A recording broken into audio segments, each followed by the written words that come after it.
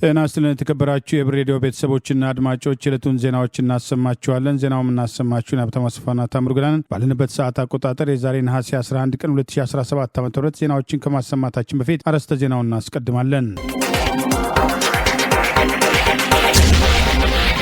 የአማራ ፋኖ ብሔራዊ ኃይል የተጠናከሩ ወታደራዊ እርምጃዎች፣ የማዕከላዊ ኮማንድ ፖስቱ አመራር መግለጫ፣ የጤና ባለሙያዎችና አፈናው፣ አዲሱ የሃጫሉ ሁንዴሳ ግድያ መረጃ፣ በደሞዝ ግብር የተማረረው ሰራተኛና ማህበሩ ጥሪ፣ የአፈናው አዋጅ ተቃውሞ፣ የእስራኤል ኢራቅ ጦርነትና የአሜሪካውያን አስተያየት የሚሉና ሌሎችም ወቅታዊ ዜናዎች ያሉን ዝርዝሩን እነሆ።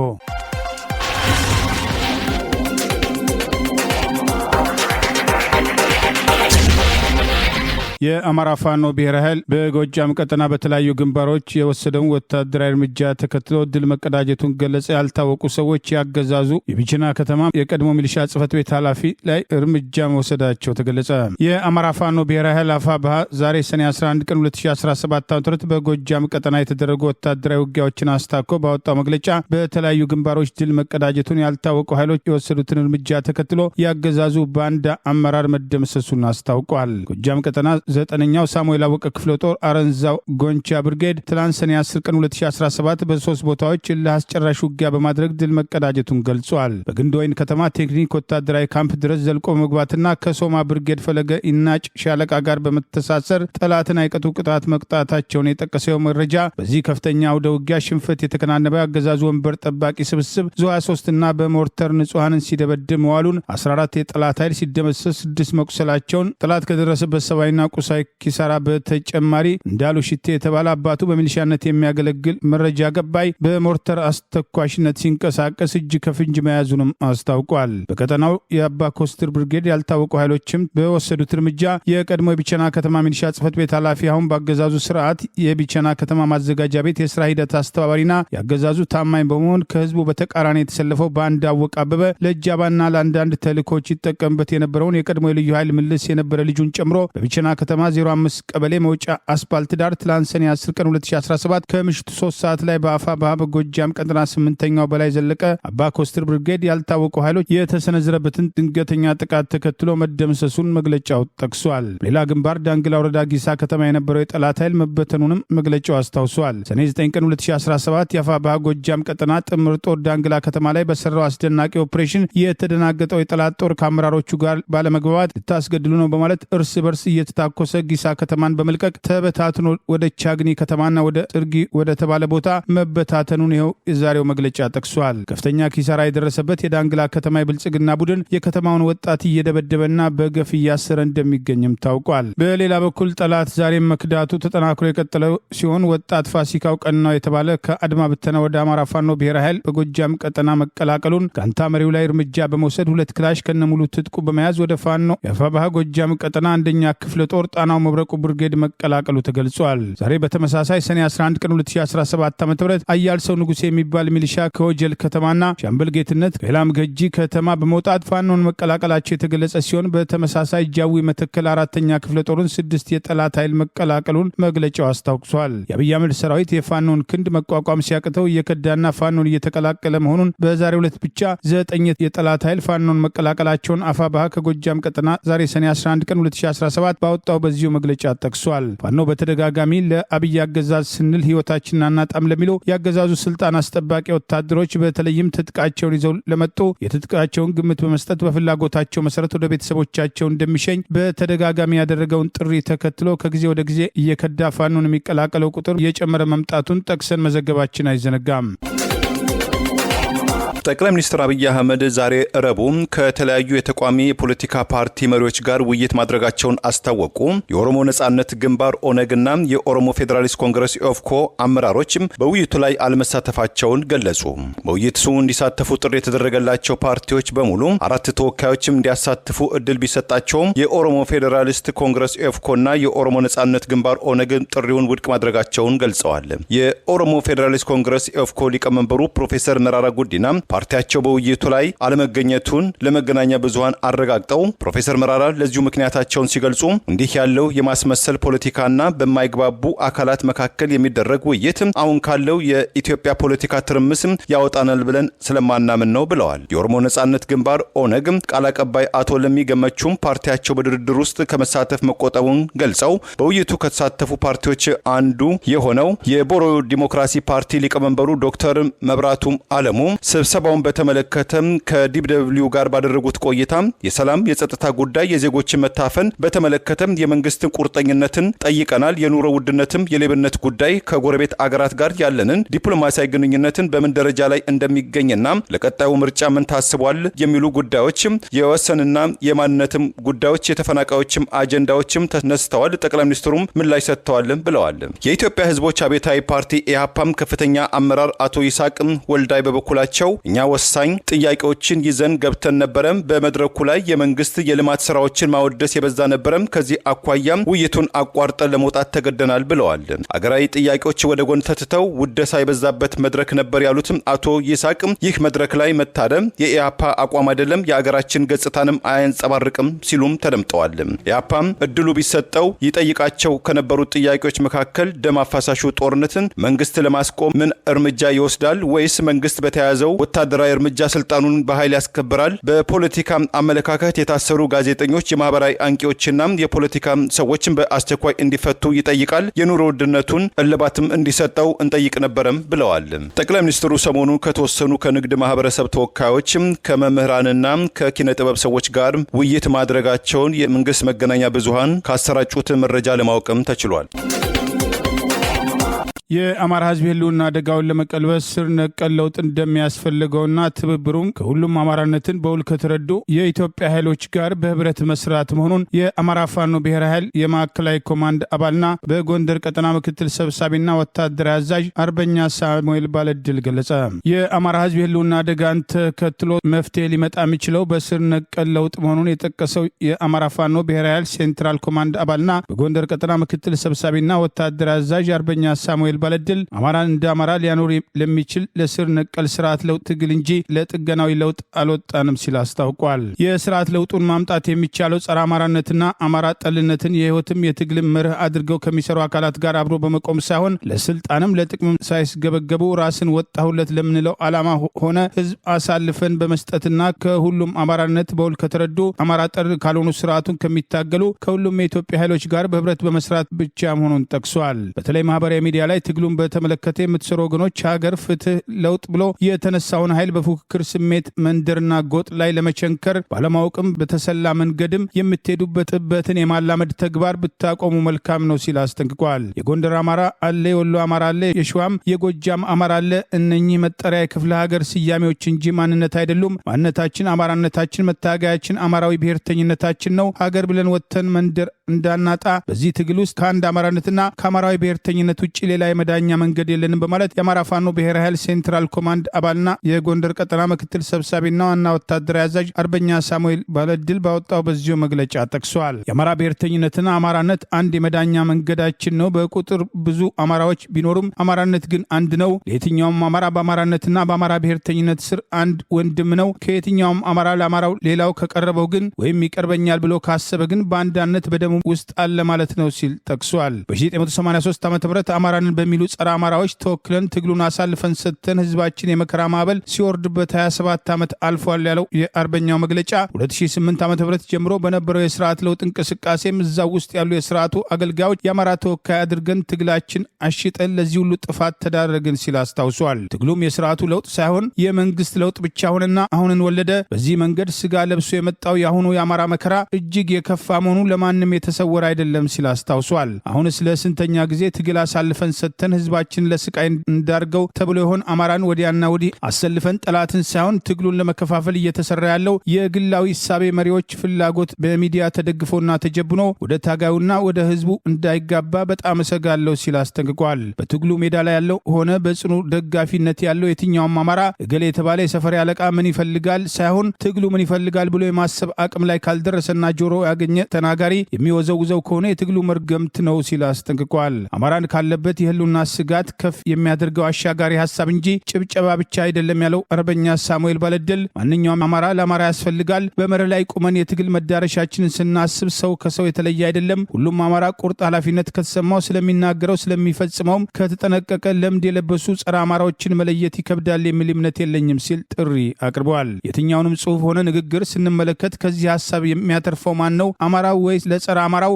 የሚል ማንጠሪያ መመዘኛ ማስቀመጥ ካልቻልን የጠላቾቻችን አጃቢዎች ሆነን ራሳችንን ለማስገደል መሳሪያ ቀባይ መሆናችን አይቀሬ ነው ሲል ከወዲሁ አስጠንቅቋል። ከዚህ በፊት እንደገለጽነው አማራውን አንድ ግልጽ የመዳኛ መንገድ አለው። አማራው ስሁት በሮችን ለይቶ እሱም እንደ አማራ በአንድነት ቆሞ የስርዓት ለውጥ ማምጣት ሲችል ብቻ ነው በማለት አማራ እየታገለ ያለው ለስር ነቀል ለውጥ መሆኑን ጠቅሷል። ይህ በእንዲህ እንዳለ አገዛዙ ለመሸፋፈን ቢሞክርም ሰሞኑን በጎርጎራ በሄሊኮፕተር ላይ የደረሰውን ጥቃት ተከትሎ አንድ ከፍተኛ ባለስልጣን ቆስሎ በሚገኝበት ሁኔታ መትረፉ አጠራጣሪ ነው ተብሏል። ማንነቱን ከግምት ውጭ ከነጻ ወገን ማረጋገጥ አልተቻለም። የሞቱና የቆሰሉትም በይፋ ከመናገር የተቆጠበው አገዛዝ ሌላው በሄሊኮፕተሩ አደጋ ህይወቱ ያለፈው የመከላከያ ዩኒቨርሲቲ ዛሬ ሀዘን መግለጫ ያወጣለት ኮሎኔል ኢንጂነር ተመስገን ይስሐቅ የተባለው በድንገት ሞተ የሚል የሀዘን መግለጫ ወጥቶለታል። ይህን እንዳለ አማራ ፋኖ ብሔራዊ ኃይል ዳግማዊ ቴዎድሮስ 5ኛ ኮር ጎንደር የበጋሻው ክፍለ ጦርን በርካታ የአድማ ብተና አባላት መቀላቀላቸው ታውቋል። በስም የተጠቀሱ 17 የአድማ ብተናና የሚሊሻ አባላት የአማራ ፋኖ ብሔራዊ ኃይል በጎንደር ቀጠና ዳግማዊ ቴዎድሮስ 5ኛ ኮር ጎንደር የበጋሻው ክፍለ ጦርን መቀላቀላቸው ታውቋል። ይህ በእንዲህ እንዳለ የአማራ ፋኖ ብሔራዊ ኃይል ምዕራብ ጎንደር ዞን መተማ ከተማ ልዩ ኦፕሬሽን በመስራት ከፍተኛ ድል መቀዳጀቱ ታውቋል። የአፋባ ጎንደር ቀጠና የመይሳው ካሳ 2ኛ ኮር የአጣናው ዋሴ ክፍለ ጦር 3 ብርጌዶች ባደረጉት ልዩና የተቀናጀ ወታደራዊ ኦፕሬሽን መተማ ከተማ የመሸገውን የአብይ አገዛዝ ስልጣን አስጠባቂ ሰራዊት ከምሽቱ 3 ሰዓት እስከ ንጋቱ 3 ሰዓት ድረስ በሰነዘሩት የተናበበና የተቀናጀ ጥቃት ከፍተኛ ሰብአዊና ቁሳዊ ኪሳራ በጠላት ላይ ማድረሳቸው ታውቋል። ካለፈው ግንቦት መጀመሪያ አንስቶ የሥራ ማቆም አድማ የመቱት የጤና ባለሙያዎችም ከሰኔ 9 2017 ዓ.ም ጀምሮ ወደ ሥራ ገበታቸው መመለሳቸውን ተናገሩ። ለጤና ባለሙያዎቹ ወደ ሥራ ገበታ መመለስ ዋነኛው ምክንያት የሕዝባችን ሮሮና ስቃይን ቆመን መመልከትም ስለተሳነን ነው ብለዋል። ባለሙያዎቹ ባለፉት ወራት የደሞዝና የጥቅማ ጥቅም ጥያቄዎችን ጨምሮ የባለሙያውን ሕይወትና የጤና ስርዓቱን ያስተካክላል ያሏቸውን 12 ጥያቄዎችን አቅርበው እንደነበረ መዘገባችን ይታወሳል። መንግስት ለጥያቄዎቻችን ምላሽ እንዲሰጥም የማስጠንቀቂያ ቀን ገደብ ያወጡትም ባለሙያዎችም ጥያቄዎቻቸው ትኩረት ከማጣታቸው ከግንቦት 10 2017 ጀምሮ ሙሉ ለሙሉ የሥራ ማቆም አድማ መምታታቸው የሚታወስ ሲሆን ይህንን ተከትሎ መንግስትም አጸፋዊ እርምጃዎች ባለው ስራትን ጨምሮ ከሥራ ማሰናበት፣ ማስጠንቀቂያ መስጠትም፣ አዲስ የሥራ ቅጥር ማውጣት እንዲሁም ዛቻና ጫና እንዳደረሰባቸው ባለሙያዎቹ በስፋት ሲናገሩ እንደነበረ ይታወሳል። የኢትዮጵያ የጤና ባለሙያዎች ንቅናቄ በሚል ማዕቀፍ የሚታወቁት ባለሙያዎችም ሲያደርጉት የነበረውን እንቅስቃሴ የመጀመሪያ ምዕራፍ መጠናቀቁን በማስታወቅ ከሰኞ ሰኔ 9 2017 ጀምሮ ወደ ሥራ ገበታቸው መመለሳቸውን ሁለት አስተባባሪዎች ለቢቢሲ አረጋግጠዋል። የመጀመሪያው ምዕራፍ እንቅስቃሴያቸው የተሳካ እንደነበረ የተናገሩት አንድ የንቅናቄው አስተባባሪ ለጤና ሚኒስቴር ያቀረቧቸው 4 ቅድመ ሁኔታዎች በከፊል በመሟላታቸውና ለማህበረሰቡ ሲባል ወደ ሥራ መመለሳቸውን ገልጸዋል። ህዝቡ እየተበደለ እንደሆነ እያየን ነበር። በጣም ብዙ መጉላላቶች ተመልክተናል። ከማህበረሰቡ እንደወጣ ባለሙያም ይህንን መቀበል አልቻልንም የሚሉት አስተባባሪው ወደ ሥራ የተመለስንበት ዋነኛ ምክንያትም የማህበረሰባችን ለቅሶና ጩኸትም ግድ ስላለን ነው ብለዋል። ሌላኛው የንቅናቄው አስተባባሪም ሁላችንም ወደ ሥራና የትምህርት ገበታችን ተመልሰናል ሲሉም ከሳምንት መጀመሪያ አንስቶ ባለሙያዎቹም ከአድማቸው መመለሳቸውን ገልጸዋል። አንዳንድ የጤና ተቋማት ግን የጤና ባለሙያዎች ወደ ሥራ አትመለሱም በሚል ክልከላም እንደተደረገባቸው አስታውሰው የጤና ባለሙያዎቹ የሥራ ማቆም አድማ ከመቱ በኋላ ታካሚዎች መስተጓጎላቸውን የተናገሩት ሌላ አስተባባሪ ባለሙያዎች ወደ ሥራ ገበታ ሲመለሱ የጤና ስርዓቱ ብዙ መናጋት እንደገጠመው መረዳታቸውንም አክለዋል። ከጤና ባለሙያዎች ጥያቄ ጋር በተያያዘ በመላው ኢትዮጵያ ከ100 በላይ ባለሙያዎች በጸጥታ ኃይሎች በቁጥጥር ስር ውለው እንደነበረና ፌዴራል ፖሊስም ባለፈው ወር የጤና ባለሙያዎችን የመብት ጥያቄዎችን ሽፋን በማድረግ ባለው ትርምስ እንዲፈጠር ከሚሰሩ ኃይሎች ጋር ነበሩ ያላቸውን 47 የጤና ባለሙያዎች በቁጥጥር ስር መዋሉን ማስታወቁ አይዘነጋም። ይህንን ተከትሎ ዓለም አቀፉ የሰብአዊ መብት ተቋም አምነስቲ ኢንተርናሽናልና የተለያዩ የሀገር ውስጥና የውጭ ተቋማትም የተቃውሞ ቅሬታቸው ማሰማታቸው መዘገባችን ይታወሳል። የአማራ ፋኖ ብሔራዊ ኃይል ከወሎ ቤተ አማራ ቀጠና በወቅታዊ ጉዳይ መግለጫ ወጣ። አገዛዙና ያገዛዙ ማህበራዊ አፈቀላጤዎች የሚያሰራጯቸውን ሐሰተኛ መረጃዎች ተከትሎ ምላሽ ሰጥተዋል። የአማራ ፋኖ ብሔራዊ ኃይል በወሎ ቤተ አማራ ቀጠና በወቅታዊ ጉዳይ ዛሬ ሰኔ 11 ቀን 2017 ባወጣው መግለጫ አገዛዙ በአውደ ውጊያ በፖለቲካ በሚዲያና በዲፕሎማሲ የደረሰበትን ሽንፈት ተከትሎ የአማራን ህዝብ የከዱና ከትግል ሜዳ የራቁ ፋኖ መሳዮችን በመሰብሰብ ባይሳካለትም የሐሰት መረጃ ማሰራጨት ጀምረዋል በማለት ፋኖን ከህዝብ መነጠል በመቀጠል ደምሶ ማጥፋት በሚል ስትራቴጂ ነድፎ ሲንቀሳቀስ የነበረው አገዛዝ ተከታይ ስትራቴጂ ነው ያለውን የስም ማጥፋት ዘመቻ አጋልጧል። የአማራ ህዝብ የገጠመውን የህልውና አደጋ ለመቀልበስ ባለፉት 2 ዓመታት ከፍተኛ ተጋድሎ እያደረገ እንደ ሰው በህይወት የመኖር አደጋ የደቀነበትን የሆዴድ ብልጽግና መሩን አገዛዝ ለመገርሰስ የሞት ሽረት ትግል እያደረገ ይገኛል ያለው ይህ መግለጫ በዚህ በጦርነቱ በአውደ ውጊያ በፖለቲካ በሚዲያና በዲፕሎማሲ እንዲንኮታኮት የማድረግ አመርቂ ስራ ተሰርቷል፣ እየተሰራም ይገኛል ሲል ጠቅሷል። በአውደ ውጊያ በፖለቲካ በሚዲያና በዲፕሎማሲ የሽንፈት ጽዋ የተከናነበ የብልጽግና አገዛዝ የአማራ ህዝብን የከዱና ከትግል ሜዳ የራቁ ፋኖ መሳዮችን በመሰብሰብ ባይሳካለትም ማሸነፍ ያቃተውን የፋኖ ኃይል ፋኖን ከህዝብ መነጠል መቀጠል ደምስሶ ማጥፋት በሚል ስትራቴጂ ነድፎ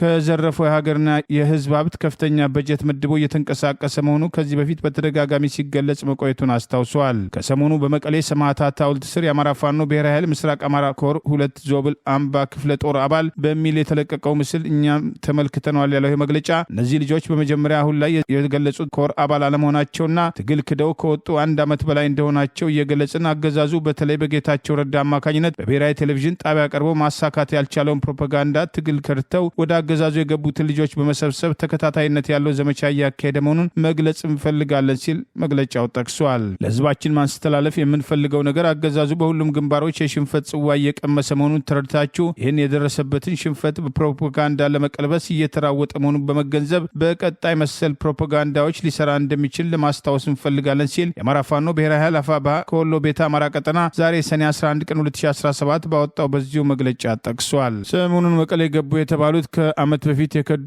አገዛዙ አስቀድሞ አስርጎ ያስገባቸው ፋኖችን ተከትሎ በአማራ ፋኖ ብሔራዊ ኃይል በወሎ ቤተ አማራ ቀጠና የሚገኘውን የፋኖ አደረጃጀት ከህወሓት ጋር ለማያያዝ በመሞከር ሰፊ የማህበራዊ ሚዲያ ዘመቻ ተከፍቶ የነበረ ሲሆን አፋብኃ በወሎ ቤተ አማራ ቀጠና ዛሬ በጉዳዩ ላይ በመግለጫ ግልጽ ምላሽ ሰጥቷል። ሃጫሉ ሁንዴሳ ተገደለ የተባለበት ገላን ኮንዶሚኒየም አካባቢ እንዳልተገደለ የቀድሞ ሰላም ሚኒስትር ዴኤታ አቶ ታዬ ደንደዓ ገለጸ። አስከሬኑን ወደዛ ወስደው መልሰው ገለውት ካልሆነ በስተቀር እዛ አብራ የነበረችውም ሴት አልተጠየቀችም፣ ንጹህ ሰው ተደብድቦ እንዲያምን ተደርጓል በማለት ምስክርነቱን ሰጥቷል። የኦሮሞ ብልጽግና ፓርቲ ከፍተኛ አመራር የኦሮሚያ ምክር ቤት አባልና የቀድሞ ሰላም ሚኒስትር ዴኤታ አቶ ታዬ ደንደዓ ከሆርን ኮንቨርሴሽን ጋር ያደረገው ቃለመጠይቅ 3ኛ ክፍል ይፋ የሆነ ሲሆን የሃጫሉ ሁንዴሳ እንግዲያ ስለ ኦሮሚያና የትግራይ ጦርነቶች አብይ የትግራይ ጦርነትን ለምንና እንዴት እንዳስጀመረ የታንዛኒያ ድርድር እንዴት በነ አብይ መክሸፍ እንደቻለ የአብይ ብቃት ማጣት ጦርነቶች እየፈለፈለ አገርን ያስከፈላቸው ዋጋና በአማራ ክልል የተነሳውን ጦርነት አገሪቱን የገጠማት ቀውሶች ባለቤት አብይ እንዴት ባለ ሴራ ያከናውናቸው ጥቃቶች መሆናቸውን በመዘርዘር አጋልጧል። አቶ ታዬ ደንደዓ በዚህ 3ኛ ክፍል ቃለመጠይቁ ላይ አርቲስት ሃጫሉ ሁንዴሳ ሲገደል የነበረው መጀመሪያ አመለካከትና በኋላ ነገሩን ለማጣራት የሄደባቸውን ርቀቶችና ከግድያ በኋላ በተለይም አማራና ኦሮሞ ህዝብን ለማጋጨት የተወሰዱት እንቅስቃሴዎች በኦሮሚያ ክልል ጦርነት የሚቃወሙ ስርዓቱ አይደግፉኝ የሚላቸውን ጭምር ለመመንጠር የሄደበትና የኦነግና የኦፌኮ ቢሮዎች የተዘጉበት እርምጃ ከግድያው በኋላ የመጡትን ከግድያው ማናተረፈ የሚለው ግድያው ሴራ መሆኑን መገንዘባቸውን ጭምር ገልጸዋል። አቶ ታዬ ደንደዓ በቀጥታ አርቲስት ሃጫሉ ሁንዴሳ ገላን ኮንዶሚኒየም ጋር መኪና ውስጥ እያለ ተተኩሶበት በነበረ ጥይት ተገሏል በሚል በአገዛዙ የተሰጠውን መግለጫ ሐሰት መሆኑን ገልጸው የሆነ ቦታ ተገሎ አስክሬኑ መኪና ውስጥ መጥቶ ድጋሚ ገድለውት ይሆናል እንጂ በጊዜው አስክሬኑ ይዛዛ ድረስ የመጣችው ልጅም እንድትጠየቅ አልተደረገም። ጥላሁን ያሜ የተባለው ከግድያው ጋር ግንኙነት የሌለበት ሰው በድብደባ ሳቢያ ግድያው እንደፈጸመ እንዲያምን ተደርጎ ዕድሜ ልክ ተፈርዶበታል በማለት ሂደቱን በተመለከተ አጋልጠዋል። የሚለውን እንግዲህ ይገሌ ነው አትልም። በወቅቱ የያዝከው አቋም ግን አትሊስት ጠይቀ ማን ነው ለምን ትላለህ? ከምንም በላይ የሚገርምህ ግን ሃጫሉ የሞተው ገላን ኮንዶሚኒየም አይደለም።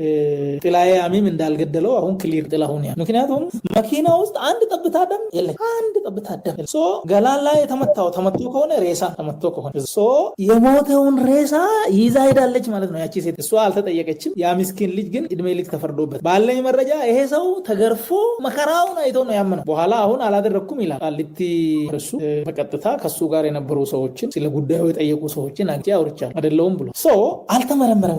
ወንጀሉን ታውቃለች ያቺ ሴት። አደረገች አላደረገች ሌላ ጉዳይ ሆኖ ግን የት ማን እንዳደረገው ግን ታውቃለች። ግን ነፃ ወጣ። ሶ ይሄን ሁሉ ሲታስብ ይበንዲ እንዳለ አቶ ታዬ ደንዳ ትላንት በሰጡት ሁለተኛ ክፍል ቃለ መጠይቅ የአማራ ህዝብን ለማጥፋት አብይ አህመድ እቅድ እንዳለውና እኔ የታገልኩት አማራና ኦሮሞን ለማጋጨት አይደለም ማለታቸውን ተከትሎ አብይ አህመድ ከዚያ በኋላ የደህንነት ስጋት አለብህ በማለት ሰጥቷቸው የነበረውን ጥበቃ እንዲነሳ ማድረጉን የደህንነት ስጋት አለብኝ አንተም ታውቃለህ ጠመንጃ ይሰጠኝ ብዬ ጠየቅኩት በማለት ምስክርነታቸውን መስጠታቸው ሰፊ መነጋገሪያ ሆነዋል።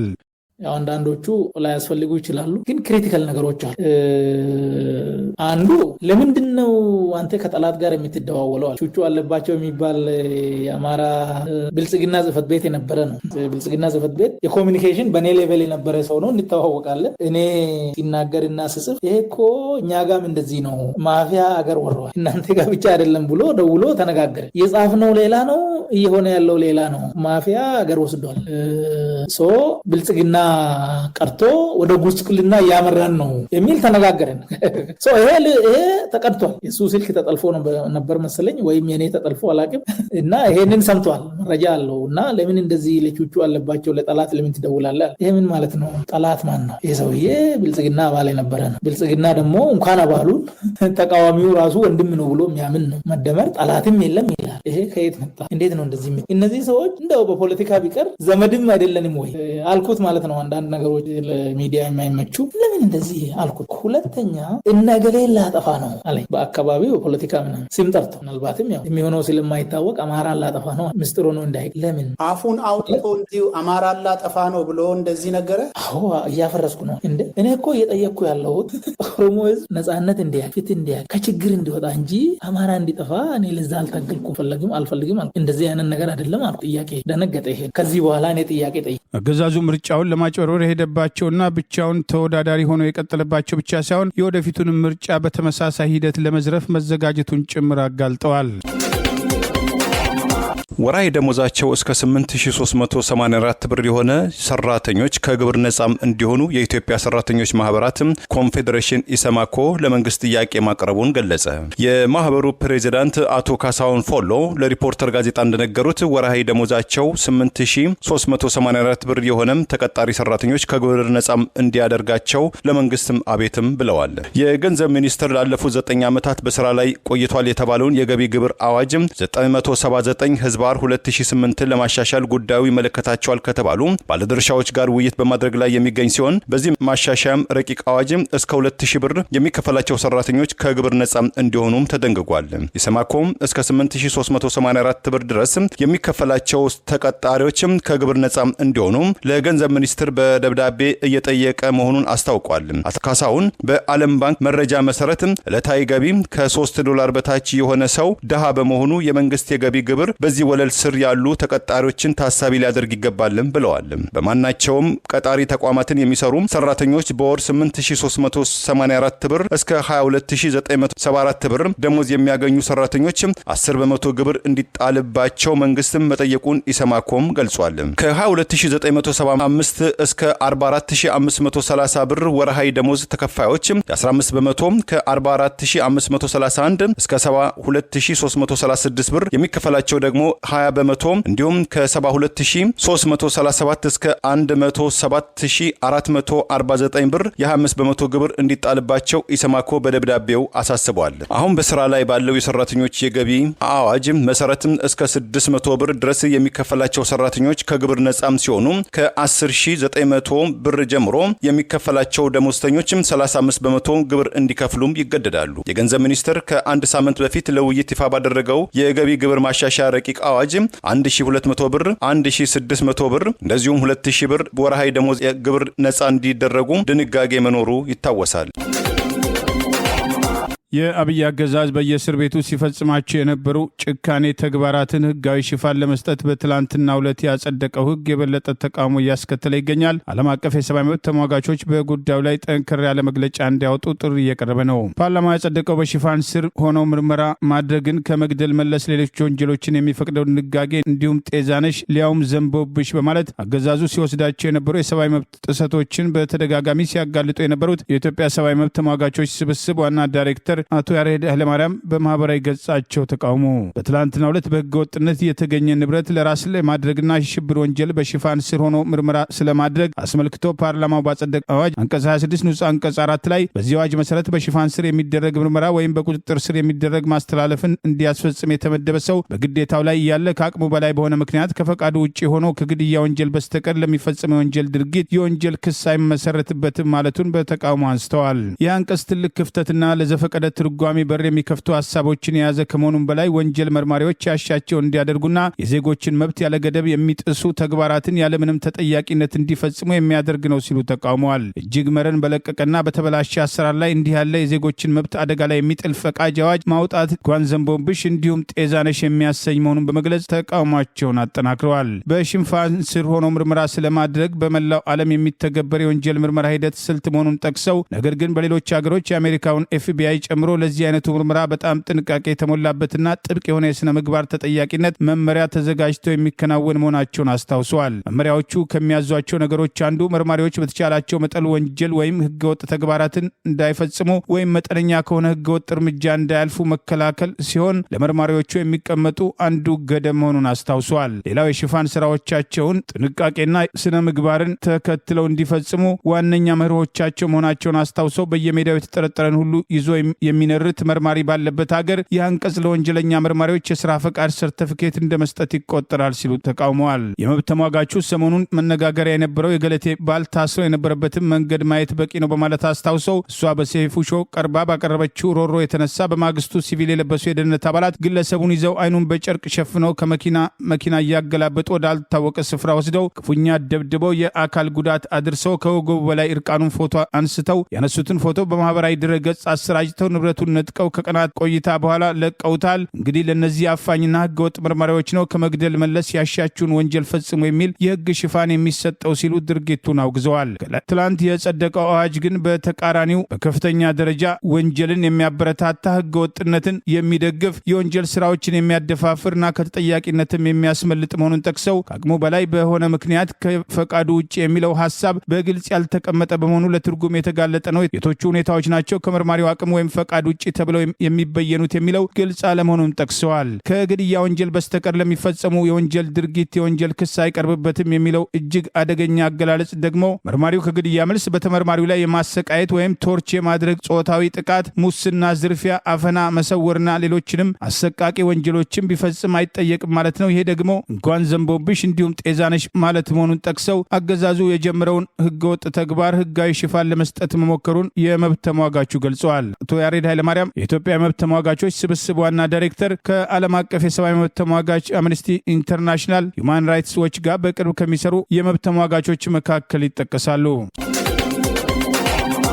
የምክር ቤት አባላቱ እና አቶ ዮሐንስ ቧያለው በማንነታቸው ሳቢያ ከታሰሩ በኋላ የፍርድ ሂደቱን መጓተት እስር ቤት ድረስ እየገባ ጥቃት የሚፈጽምባቸውን የፌዴራል ፖሊስና ከህግ በላይ የሆነውን የአገዛዙን ማህበራዊ አፈቀላጤ ፍርድ ቤት ማቅረብ ያልቻለውን የህግ ስርዓት በህግ ስም የፖለቲካና ህሊና እስረኞችን በተጓተተ ሁኔታ ታስረው እንዲሰቃዩ የሚያደርገውን አቃቢ ህግ በተመለከተ ቅሬታ ማቅረባቸው ታውቋል። በአማራ ማንነታቸው ሳቢያ የታሰሩ የህሊናና የፖለቲካ እስረኞች መካከል ያለመከሰስ መብታቸው ሳይነሳ የታሰሩት የምክር ቤት አባላቱ እና አቶ ዮሐንስ ቧያለው በትናንትናው ዕለት ከሌሎች የህሊናና የፖለቲካ እስረኞች ጋር ችሎት የቀረቡ ሲሆን በፍርድ ቤት ቅሬታ ማቅረባቸውን አውሎክሰን አንድነት በላከው ዘገባ አስታውቋል። ሰኔ 10 ቀን 2017 ዓ.ም በፌዴራል ከፍተኛ ፍርድ ቤት ልደታ ምድብ ችሎት የቀረቡት ምክር ቤት አባላቱ አቶ ዮሐንስ ቧያለው፣ አቶ ክርስቲያን ታደለና ዶክተር ካሳ ተሻገርን ጨምሮ ጋዜጠኞችና ማህበራዊ አንቂዎች የተካተቱበት የፖለቲካ እስረኞች መዝገብ ሲሆን እና አቶ ዮሐንስ ቧያለው ከዚህ ቀደም በማህበራዊ ሚዲያ ስማቸውን የሚያጠፋው ስዩም ተሾመን በህግ እንዲቀርብ ፍርድ ቤት በተደጋጋሚ የሰጠውን ውሳኔ ተከትሎ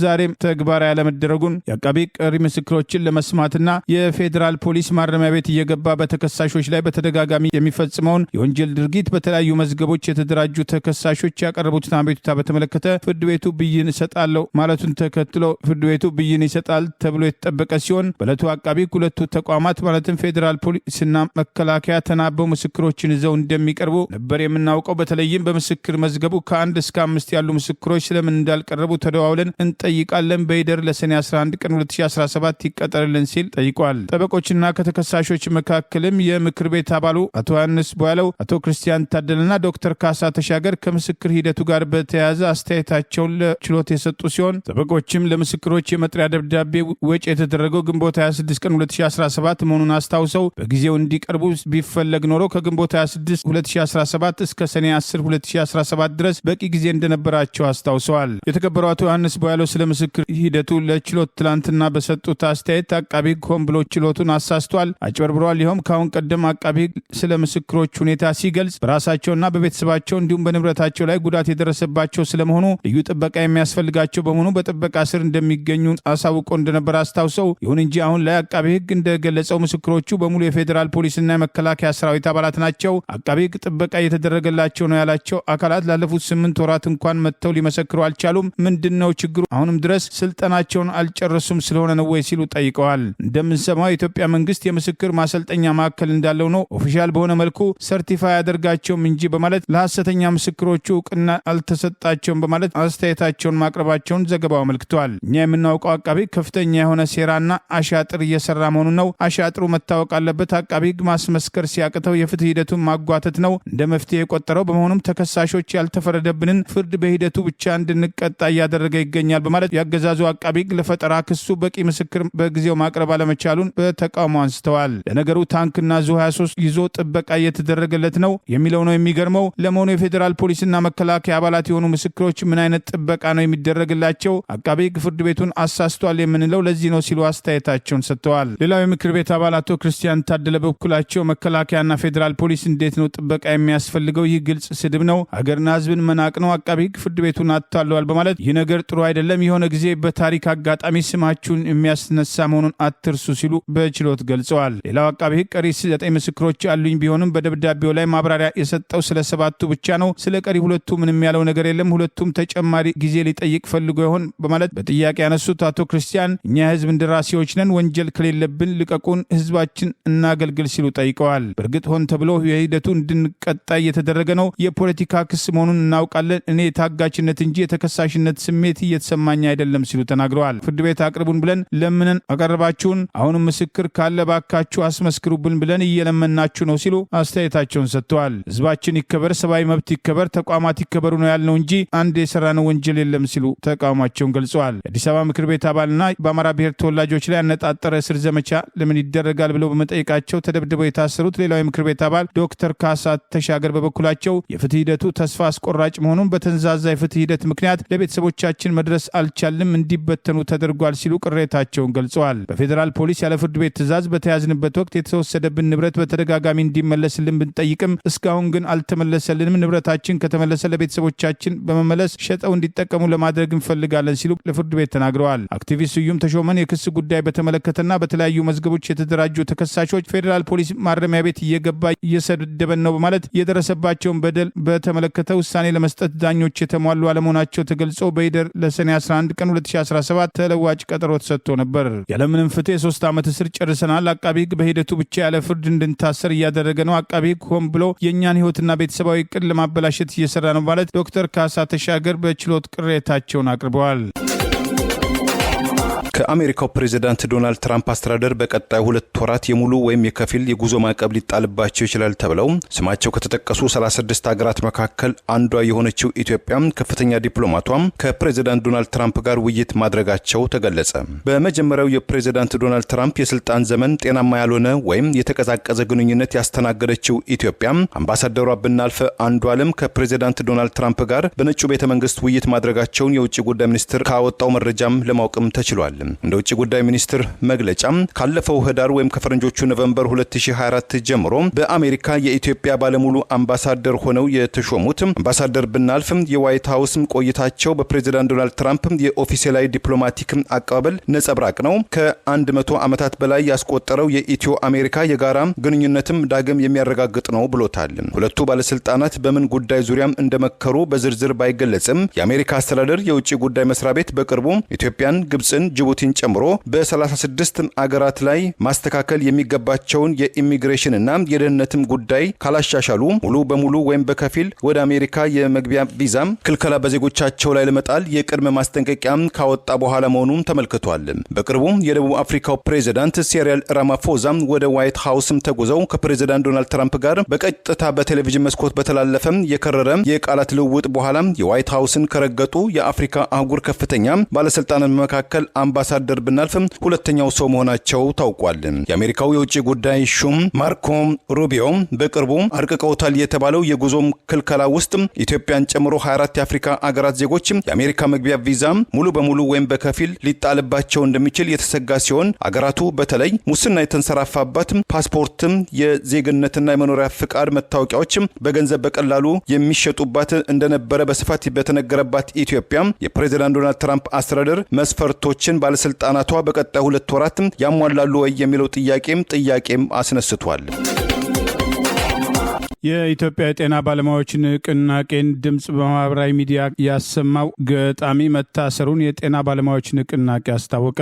እኔም ዶክተር ነኝ በማለት ለኢትዮጵያ ጤና ባለሙያዎች ፍትሐዊ ጥያቄ በማህበራዊ ሚዲያ ድምጽ የሆነው ገጣሚ ዘውዱ አክሊል በአገዛዙ መታሰሩን የንቅናቄው አራማጆች በማህበራዊ ገጻቸው አስታውቀው በአስቸኳይ እንዲፈታ ድምጽ ልንሆነው ይገባል ብለዋል። ገጣሚ ዘውዱ አክሊል ከታሰሩት ሐኪሞች ጋር አብሮ ታስሮ እንደነበር የጠቀሱት መረጃው አብዛኛው የጤና ባለሙያ ሐኪሞች ሲፈቱ እሱ ግን እንዳልተፈታ ያለን መረጃ ያሳያል በማለት እስሩን በተመለከተ ዛሬ ይፋ አድርገዋል። ገጣሚ ዘውድ አክሊል እኔም ዶክተር ነኝ በሚለው ግጥሙ ለጤና ባለሙያዎች አጋርነቱን ማሳየቱ በርከት ባሉ ማህበራዊ ሚዲያዎች ተጠቃሚ ዘንድ በጊዜው አጋርነቱ ትኩረት ማግኘቱ አይዘነጋም። ይህ በእንዲህ እንዳለ በኦሮሚያ ጎባ ፖሊስ ጣቢያ ከታሰሩ የጤና ባለሙያዎች መካከል ሁሉም ከበርካታ የግፍ ቀናት በኋላ ተፈተው 3 የጤና ባለሙያዎች እስካሁን ከወራት በላይ ፍርድ ቤት ሳይቀርቡ በስር ላይ እንደሚገኙ የንቅናቄው አራማጆች ገልጸዋል። ከታሰሩ የጤና ባለሙያዎች መካከል አንዳንዶቹ የጃዋር መሐመድ ማህበራዊ ገጽ ላይ ላይክ አድርጋቸዋል በሚል ጭምር ተወንጅለው የታሰሩ መኖራቸው ታውቋል። ይህ በእንዲህ እንዳለ የጎንደር ዩኒቨርሲቲ ሆስፒታል ተለማማጅ ሐኪሞች ወይም ሬዚደንት ደሞዝ ሳይከፍል በረሃብ እየቀጣቸው በመሆኑ ብዙዎቹ ተስፋ ቆርጠው ከሙያቸው እየተነጠሉ መሆናቸውና የቀሩትም ለረሃብ መጋለጣቸው ታውቋል። ከ3 ወር በላይ ደሞዛቸውን ያቋረጠው ዩኒቨርሲቲው ተስፋ ቆርጠውና በረሃብ ከሙያው እንዲወጡ ለማድረግ ግፊት እያደረገ መሆኑን ይህም ሆን ተብሎ የሚሰራ እርምጃ አካል መሆኑን ተስፋ ቆርጠው ጥለው መሄድ ያልቻሉና በችግር ውስጥ ያሉ ሬዚደንቶች መናገራቸውን የኢትዮጵያ ጤና ባለሙያዎች ንቅናቄ ማህበራዊ ገጽ ላይ ወጣው መረጃ ይገልጻል። አገዛዙ የጤና ባለሙያዎችን ጥያቄ ባይመልስም በቅርቡ እንኳን በደቡብ ክልል ለተወሰኑ ካድሬዎች የተሰጠው የደሞዝ ጭማሪን መሰረት አድርገን ባቀረብነው ዘገባ ለአንድ የወረዳ ካድሬ ከ17,000 ብር በላይ በወር ጭማሪ የተደረገ ሲሆን በተቃራኒው 9,000 ብር ተቆራርጦ የሚደርሰው አንድ ስፔሻሊስት ዶክተር ጨምሮ የጤና ባለሙያዎች በየደረጃው ያቀረቡትን ጥያቄ ለመመለስ አገዛዙ ዛሬም ፈቃደኛ ያልሆነ ሲሆን ከአብይ አህመድ ጋር ይደረጋል የተባለው ውይይትም በቀጣዮቹ ቀናት እንደሚደረግና ተሰብሳቢዎቹ ካድሬ መሆናቸው ከወዲሁ ተገልጿል። ከተጀመረ 6 ቀናት ባስቆጠረው የኢራንና የእስራኤል ጦርነት ዙሪያ በርካታ አሜሪካን ጦርነቱን እንደማይደግፉ እየገለጹ ይገኛል ሲል አንድ ጥናት ገለጸ። ዩጎቭ የተሰኘው የኢኮኖሚስት የህዝብ አስተያየት በትላንትናው ዕለት ባሰባሰበው የህዝብ አስተያየት 60% አሜሪካን የአሜሪካ አስተዳደር ከእስራኤል ጎን ቆሞ ጦርነቱን በቀጥታ እንዳይቀላቀል ይሻሉ ብሏል። አስተያየት ከሰጡት መካከል 16% ያህሉ አሜሪካን የአሜሪካ አስተዳደር በጦርነት ውስጥ በወታደራዊ ኃይል ጣልቃ እንዲገባም እንደሚፈልጉ አስተያየታቸውን ሰንዝረዋል። በፓርቲ አፍቃሪነት ደረጃ 65% ዲሞክራቶች፣ 61% የግል ወይም ኢንዲፔንደንትና 53% ሪፐብሊካኖች የአሜሪካ አስተዳደር ወታደራዊ ጣልቃ ገብነት በጽኑ ይቃወማሉ። 15% ዲሞክራቶች፣ 11% የግል ወይም ኢንዲፔንደንትና 23% ሪፐብሊካኖች አሜሪካ ጦርነቱን መቀላቀል አለባት የሚል አቋም እንዳላቸው ተገልጿል። ካለፈው ሰኔ ወይም ከፈረንጆቹ ጁን 13 እስከ ሰኔ 16 2025 በ1512 የተለያዩ አሜሪካን ሰዎች የተሰባሰበው የህዝብ አስተያየት 61 ከመቶ አሜሪካውያን ኢራን የተያያዘችው የኒውክሌር ማምረትን ፕሮግራም ለአሜሪካና ለተቀረው ዓለም ስጋት ነው የሚል እምነት ያላቸው ሲሆን 56 ከመቶ አስተያየት ሰጪዎች ከጦርነት ይልቅ ቅድሚያ ለክብ ጠረጴዛ ውይይት ይሰጥ የሚል አስተያየት መሰንዘራቸው ተዘግቧል። የአሜሪካው ፕሬዝዳንት ዶናልድ ትራምፕ በትላንትናው ዕለት በማህበራዊ ትስስር ወይም ትሩዝ ገጻቸው ኢራን ያለ ቅድመ ሁኔታ እጆቿን እንድትሰጥ ከፍተኛ የሃይማኖት መሪዋም አያቶላም አሊ ኻሜኒ በቅርብ ርቀት እየተከታተልናቸው ለጊዜው ከተደበቁበት አናስወግዳቸውም ወይም አንገላቸውም የሚል የትራምፕ አባባል አሜሪካ ጦርነቱን በቀጥታም ባይሆን በእጃዙር እየተሳተፈች ነው የሚል ጥርጣሬም አጉልቷል። የአሜሪካው የብሔራዊ ደህንነት ዳይሬክተሯ ባለፈው መጋቢት ወር ለህዝብ እንደራሴዎች በሰጡት አስተያየት ኢራን በአሁኑ ወቅት ኒውክሌር ቦምብ የማምረት ፍላጎት የላትም የሚል አስተያየት ተመልክተው እንደሆነ የተጠየቁት ፕሬዝዳንት ትራምፕ ሴትዮዋ ስላሉት ግድ የለኝም ኢራን ኒውክሌር ለማምረት መቃረባቸው ይሰማኛል የሚል ከብሔራዊ ደህንነታቸው የተጣረሰ ምላሽም ሰጥተዋል። ዛሬ ያሉን ዜናዎች እነዚህ ናቸው። ዜናውን ስታደምጡ ለቆያችሁ የህብር ሬዲዮ ቤተሰቦችና አድማጮች ምስጋናችን ይድረሳችሁ። የህብር ሬዲዮ ኦፊሻል ዩቲዩብ ቻናላችንን ሰብስክራይብ ያላደረጋችሁ ሰብስክራይብ በማድረግ በተጨማሪም የደውል ምልክቱን በመጫን የህብር ሬዲዮ ቤተሰብ እንድትቀላቀሉ በአክብሮት እንጋብዛለን። እንደ ወትሮ ሁሉ የህብር ሬዲዮ ቤተሰቦች ፕሮግራሞቻችንን ላይክ በማድረግ ሼር በማድረግ አስተያየቶቻችሁን በመስጠት አብሮነታችሁን እንድትገልጹ በአክብሮት እንጠይቃለን። በድጋሚ እናመሰግናለን። ጤና ይስጥልን። ቸር እንቆይ።